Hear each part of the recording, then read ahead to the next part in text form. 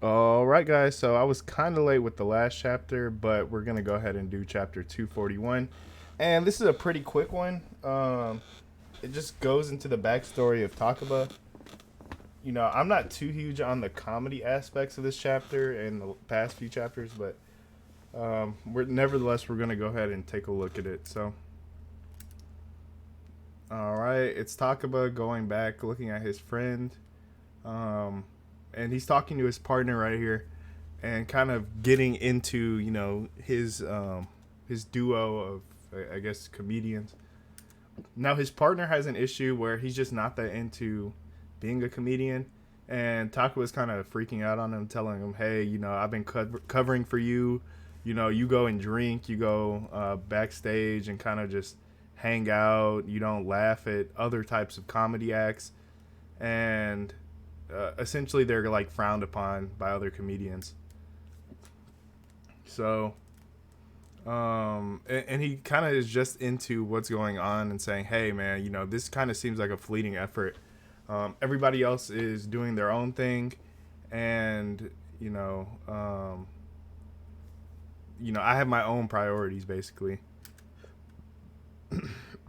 Takaba just keeps telling him to take it more seriously, which he should, depending on his priorities and where he shows up. And he just says something like, "Hey, why did I do this comedy thing?" Um, and he has a really high goal of making 100 out of 100 people laugh. Even though if you look at his list, he's getting fours and fives out of five, which is obviously pretty good. So there's another bit that's coming, and they're dressing up in tutus. But his partner's obviously going through, his priority list, saying, "Hey, we're middle aged, man. Other people are starting their lives, and we're just chilling." Takaba wakes up in his studio, which obviously seems terrible.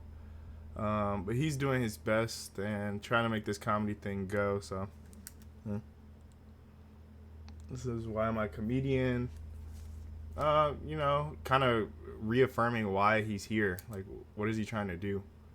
And so, because everyone thought he was serious when he was younger, um, he realized that being a comedian could kind of change his appearance to other people. And he obviously had issues growing up that made him feel like he needed to change into a funnier person rather than just being his stern and strict self.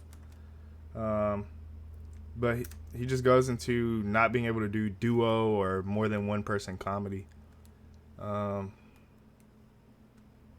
yeah. But he's just having conversations with his older and younger self saying, "Hey, what did I become?" Um, and his inner motivation, which is he doesn't want to be lonely anymore. And that's the initial reason he started comedy, to make more friends.